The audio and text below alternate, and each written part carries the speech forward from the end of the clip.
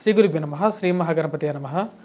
అక్షయ తృతీయ మనకు వచ్చేటప్పటికి వైశాఖ మాసంలో తదియ రోజు రోహిణి నక్షత్రయుక్తంగా రాబోతున్నది. ఈ యొక్క తదియ రోజు అక్షయ తదియ, క్షయము కానటువంటిది అక్షయం అంటే కరిగిపోయేది క్షయం. అంటే ఏదైనా సరే ఒక వస్తువుకి అది కరిగిపోతుంది అంటే దాన్ని క్షయ తిథి అంటారన్నమాట. అంటే తరుగులేనటువంటి దాన్ని అక్షయము అంటారన్నమాట శాస్త్రంలో. అంటే అక్షయ తిథి రోజు ఏ పని చేసినా సరే అక్షయము అంటే తరుగు లేకుండా ఉండేటువంటి స్థితిలో ఉంటుంది అని చెప్పి శాస్త్రంలో చెప్పబడింది అన్నమాట. అంటే ఏదైనా ఒక పని చేసినప్పుడు ఆ పని తర్వాత రోజుల్లో తరిగిపోతూ ఉంటుంది అన్నమాట. అలా తరగకుండా ఉండాలి అంటే అక్షయ తిథి రోజు ఏదైనా సరే ఒక మంచి కార్యాన్ని ఆరంభించినట్లయితే అది సుఖ సంతోషాలతో తరగకుండా, అంటే ఏ రోజైతే మనం ఒక బంగారం కొన్నట్లయితే లేకపోతే ఒక వస్తువు కనుక్కున్నట్లయితే దానికి తరుగుదల లేకుండా అదే విధంగా మెయింటైన్ అవుతూ ఉంటుందని చెప్పి శాస్త్రంలో చెప్పబడింది అన్నమాట. దాన్నే గొప్పతనమే ఈ యొక్క అక్షయ తదియ.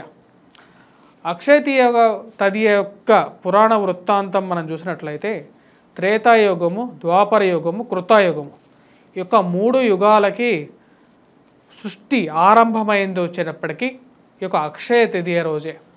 అటువంటి పుణ్యదినం కాబట్టి దీని యొక్క అక్షయ తిథిని మనం ఇప్పటికీ దీని ప్రతినిత్యము అందరూ ఆరంభించడం, ప్రతి సంవత్సరం అక్షయ తదియ రోజు తరుగు లేకుండా సిరి సంపదలతో మనం ఉండాలి అనుకున్నటువంటి వారందరూ అక్షయ తదియ రోజు కొత్త వస్తువులను కొనడం అనేది జరుగుతున్నది అన్నమాట. అక్షయ తదియ రోజు ఏం కొన్నా సరే దానికి క్షయం కాకుండా ఉంటుంది అనే ఉంటుంది. ఇప్పుడు వైశాఖ మాసంలో వచ్చేటప్పటికి అంటే ప్రతి తదియ రోజు అంటే ఏదైతే మనకు అమావాస్య ముందు వచ్చేటువంటి తదియ ఏదైతే ఉందో ప్రతి తదియకి ఒక పురాణ వృత్తాంతం అనేది ఉంటుంది అన్నమాట, ఒక పేరు అనేది ఉంటుంది. ఇప్పుడు చైత్రమాసంలో మనకు జరిగిపోయినటువంటి తదియ రోజు వచ్చేటప్పటికి డోల తదియ అని చెప్పి దానికి వృత్తాంతం అన్నమాట, డోలా వ్రత తదియ. అదేవిధంగా వచ్చేటప్పటికి ఇప్పుడు వైశాఖ మాసంలో వచ్చేటువంటి తదియకి వచ్చేటప్పటికి రంభా తదియ అని చెప్పి దాని పేరు అన్నమాట. అంటే రంభ తదియ వచ్చేటప్పటికి ఈ యొక్క దినం అనేది వ్రత ఇత్యాదులు చేయడానికి చాలా ముఖ్యం. అంటే అక్షయ తదియ వచ్చేటప్పటికి కొత్త వస్తువులు కొనటంతో పాటు దాని ప్రాముఖ్యత అనేది కూడా ఉంది. అక్షయ తదియ అంటే ఇప్పుడు వైశాఖ మాసం అంటేనే ఒక మంచి విశిష్టమైనటువంటి మాసం. అంటే కొన్ని మాసాలకి దైవ చింతన, దైవాంచితమైనటువంటి బలాలు కొన్ని ఉంటాయి అన్నమాట. వైశాఖ మాసంలో వచ్చేటప్పటికి విష్ణు మూలకంగా ఉన్నటువంటి మాసం. ఈ యొక్క మాసంలో వచ్చేటప్పటికి శ్రీ మహావిష్ణువుకి ఎంతో ప్రీతికరమైనటువంటి మాసంగా చెప్పడం జరుగుతుంది అన్నమాట. ఇక మాసంలో చేసేటువంటి దానాలు, కొనేటువంటి పనులు, చేసేటువంటి పూజలకి ఎంతో విశిష్టత అనేది కూడా ఉంది. ఈ యొక్క దినం రోజు అక్షయ తదియ రోజు మనం శ్రీ మహాలక్ష్మిని విష్ణు సమేతంగా కూడా పూజ చేయాలి. అదేవిధంగా దానం అనేది చాలా ముఖ్యం. వైశాఖ మాసంలో అంటేనే ప్రతి సంవత్సరం మనకు ఎండాకాలంలో వచ్చేటువంటి మాసం అన్నమాట.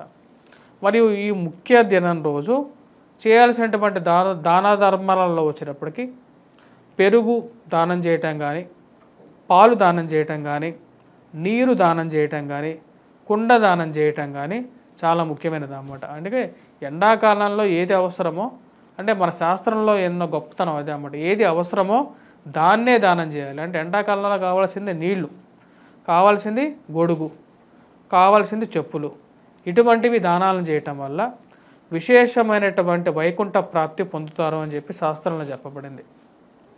మరియు అదేవిధంగా పేదలు ఎవరైతే ఉంటారో పేదలకి కూడా గోధుమలు కానీ, అదేవిధంగా పాలును కానీ, పెరుగును కానీ, భోజనాన్ని కానీ దానం చేసినట్లయితే, బ్రాహ్మణులకైనా సరే ఈ యొక్క దాన ధర్మాలు చేసినట్లయితే విశేషమైనటువంటి ఖ్యాతి పొందగలుగుతారని చెప్పి శాస్త్రంలో చెప్పబడింది.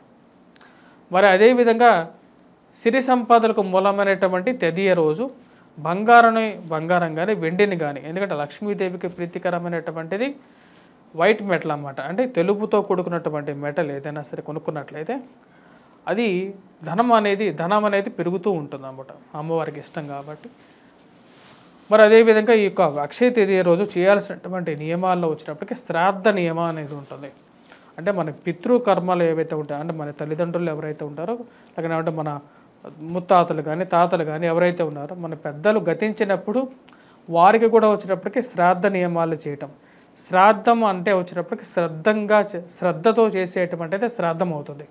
ఆ యొక్క శ్రద్ధతో మనం శ్రాద్ధం చేసినట్లయితే మన పితృదేవతల యొక్క సంతృప్తి పొంది మనకు సంతాన సంబంధితమైన విషయాల్లో యోగ్యత అనేది ఉంటుందన్నమాట. అంటే నెక్స్ట్ జన్మలో మనకు వచ్చేటప్పటికి ఈ యొక్క జన్మలో కూడా సంతాన సంబంధితమైన విషయాల్లో మనకు పితృదేవతల యొక్క కృప ఉంటే మనకు సంతానం అనేది కలగటం అనేది జరుగుతుందన్నమాట.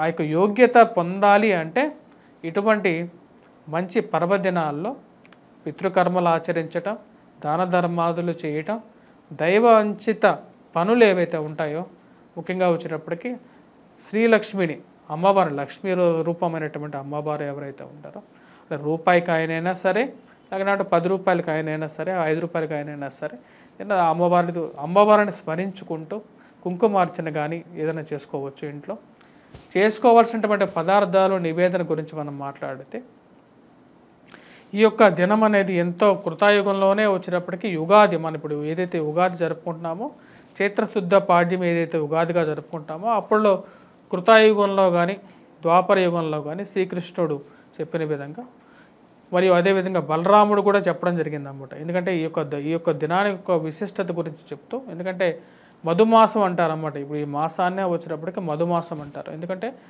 మాధవుడికి ఇష్టమైనటువంటి మాసం అన్నమాట ఇది. ఈ యొక్క మాసంలో శ్రీ మహావిష్ణువుని లక్ష్మీదేవిని మనం ఎంత బాగా పూజిస్తామో అక్షయ తృతీయ విశిష్టత కూడా బలరాముడు ఈ విధంగా చెప్పాడు అన్నమాట.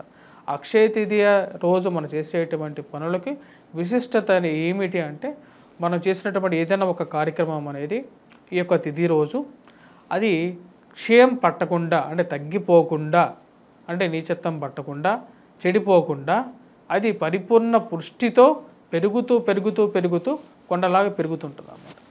దానికోసమే ఈ యొక్క తిథి రోజు జనాలందరూ కూడా, అంటే మనం చూస్తున్నటువంటి ఈ యొక్క ప్రపంచంలో హిందువులు అందరూ ఈ యొక్క రోజు ఎంతో కొంత బంగారం కొనుక్కున్నట్లయితే అది కూడా పెరుగుతూ ఉంటుంది, క్షయం లేకుండా తరిగిపోకుండా నిలువు, అంటే బంగారం తరిగిపోకుండా బంగారం ఉందంటే మనం ఇంట్లో అన్నీ ఉన్నట్లే. ఎందుకంటే అది కూడా